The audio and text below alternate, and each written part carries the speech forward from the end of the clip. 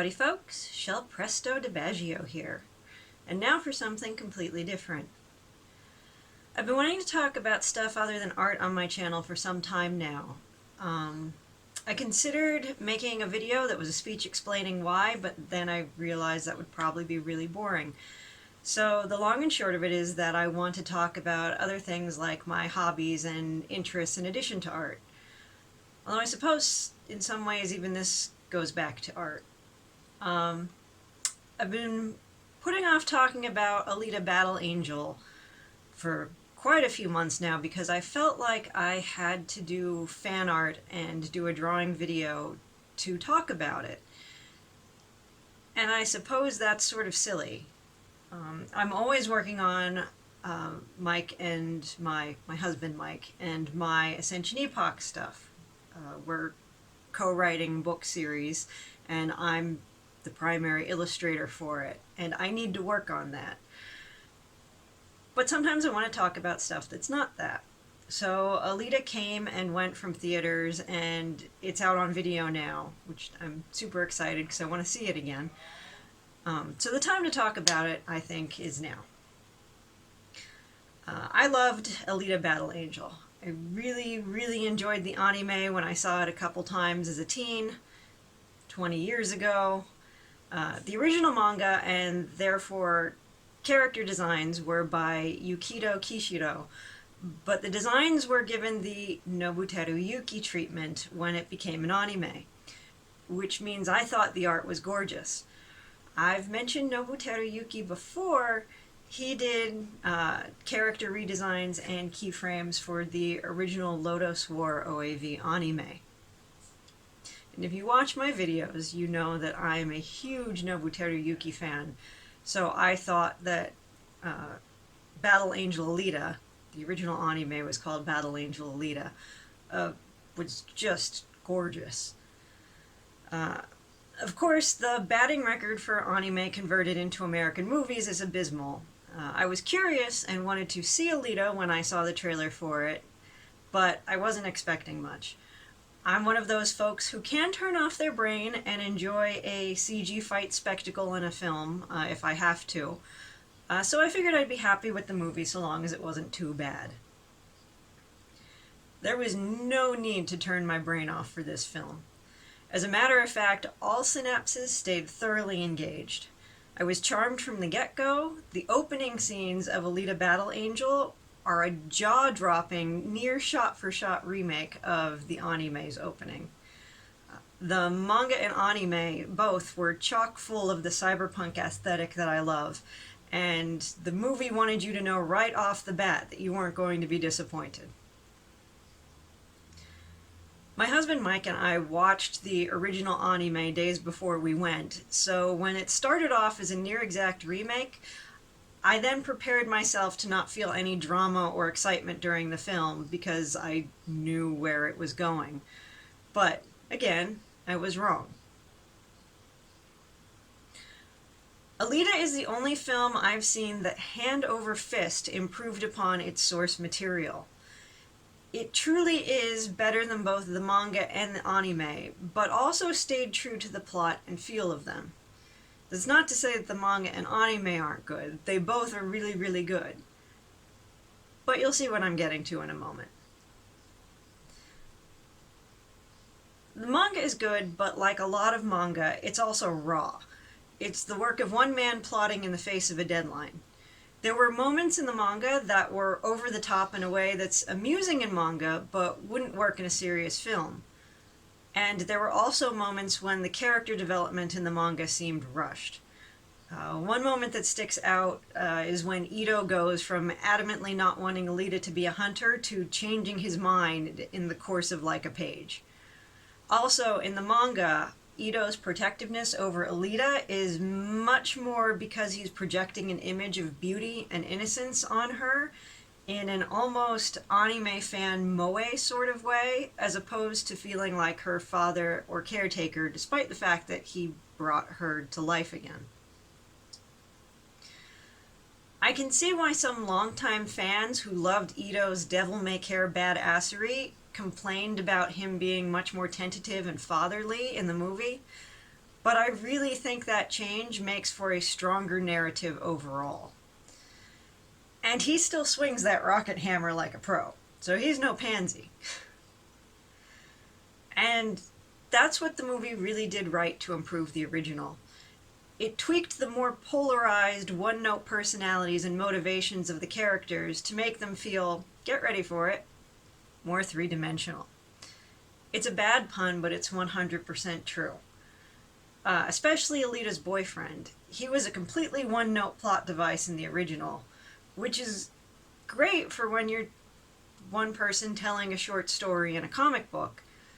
But I really felt empathy for him in the movie. And when I say short story in the comic book, I mean episodic chapters in a longer narrative.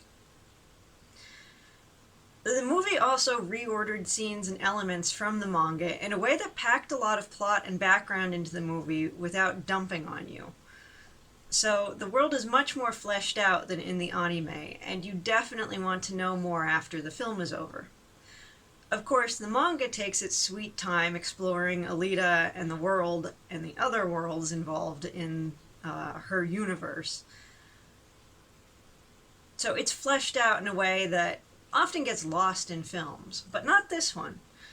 The movie is superior to the anime in mining Alita's history, and the motorball elements of the later manga blended brilliantly into her boyfriend's storyline and injected even more CG action eye candy into the film.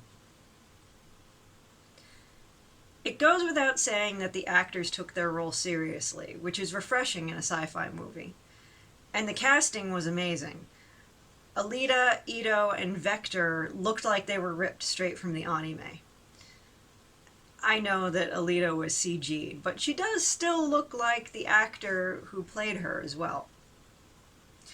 And while Jennifer Connelly didn't look a thing like Chirin from the anime, she made me care about Chirin in a way I never could in the anime. She really stood out as a strong character in a way that sci-fi and fantasy just don't seem to do as much anymore. I could do a whole video on Alita's personality and what it means to be a female hero, and maybe one day I will. But suffice it to say that she's a breath of fresh air so far as the quote-unquote strong female character is concerned. As a matter of fact, Chirin is too. But Alita especially has that mixed bag of physical strength, emotional strengths and weaknesses, and reliance and love for the people around her that really makes for a compelling character. You may be wondering why I felt a need to review Alita Battle Angel, and it's entirely selfish, but here it is. Alita did make a profit in theaters, which is great, but it didn't do gangbusters.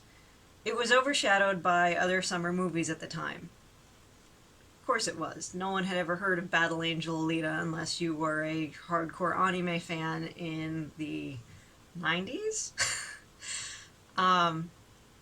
So it's a real shame because it easily catapulted itself into one of my favorite top 20 sci-fi films of all time, even when the original anime wasn't in that list.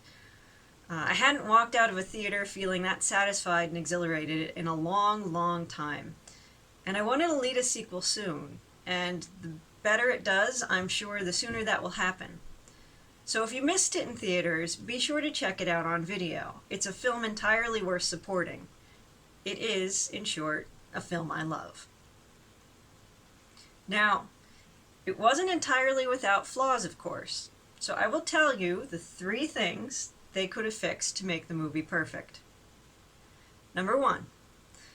As you'd expect in a cyborg movie, her boyfriend says he thinks she's more human than anyone he's ever met. That's the only line of dialogue I disliked in the whole film, because I think the writers could have found a more interesting way of conveying the same sentiment that's been said over and over in cyborg and Inhuman Girl movies, for decades. The line wasn't delivered badly, but it's one of those lines that just felt so expected that it was lazy. 2. There are completely awesome cyborg dogs in this film, and from the moment they first appeared on screen, I wanted to see them in action. They do join a fight, but they're completely underused. If they'd have fought an additional 5 minutes, the movie would have gotten an A++ from me instead of just an A+. Consequently, I would also watch a Murdoch movie starring the dog trainer and the cyborg dogs. And three. The most interesting weapon in the film is Ito's rocket hammer. I even thought that from the original manga and anime. It's certainly not the most practical weapon. Shadiversity did an excellent video discussing how it would perform in a fight. But it's got that over-the-top manga quality that I just love seeing rendered realistically on the silver screen. It's in all but one of the scenes it originally appeared in the anime, but I still feel like it was underutilized.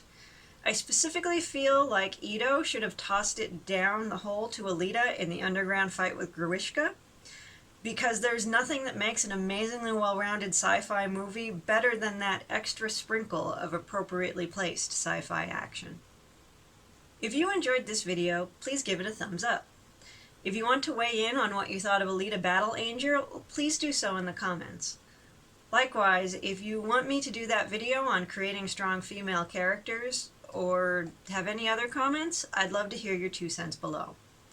Most of all, thanks for watching, especially because I'm not doing fan art in this video. As I said, I'm the only person regularly drawing our Ascension Epoch characters, so I just don't have the time for that like I used to.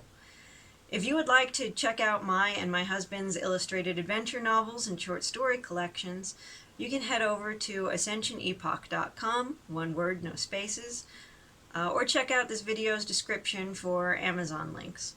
Book purchases help support this channel and allow me to keep creating new content.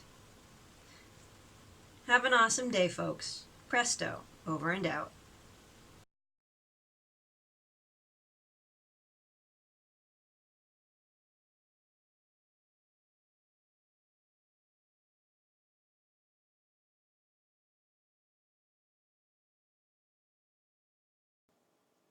Well, I think the movie would have been cooler with cyborg cats. Aw, Winky. No one wants to watch a bunch of cyborg cats sleep through a fight. You're still cute, though.